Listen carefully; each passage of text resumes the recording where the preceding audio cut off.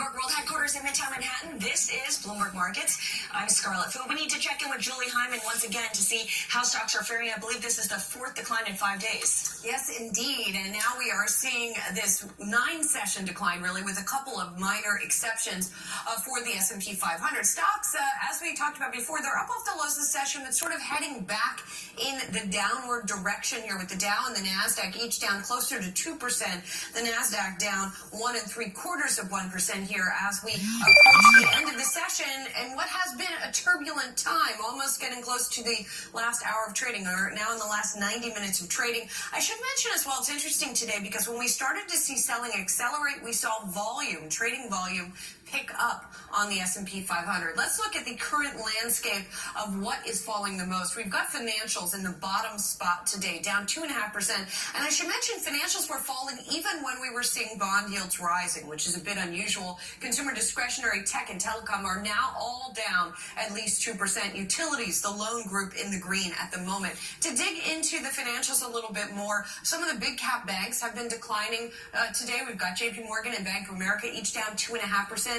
And really the selling is concentrated even more in the insurance companies. Prudential out with its earnings today, and in particular, its earnings beat estimates, but it said expenses rose in the last quarter. Allstate also reported its numbers, its operating margin coming in below what analysts had anticipated, so those shares taking a bigger hit. And now let's look at the bond market, because we did have that 30-year auction earlier today, which drew weaker demand. It wasn't quite as weak as the 10-year auction yesterday, but was indeed weaker. So we've got selling here now happening for the Treasury market. It's really been bouncing around today as well. It's been unusual to see that. The bouncing around has mostly been limited to what's happened in the stock market. So the 2-year yield is unchanged at this point. 10-year yield going back up to 2.85%, and the 30-year yield rising to 3.14% in the wake of that weaker auction.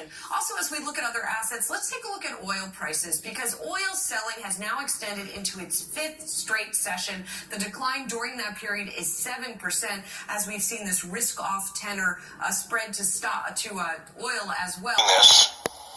On purpose, by running up interest rates to weaken Donald Trump, whose strongest calling card is the economy. Remember, Trump triumphed over Mueller and the nation last week with the release of that memo. Never mind what little Adam Schiff says. Adam Schiff is a fraud, a phony, an empty suit. Robert Hall doesn't even have a suit that would fit him. They're trying to destroy Trump's strongest card, which is the economy. Mueller has gone nowhere with his fake Russia investigation.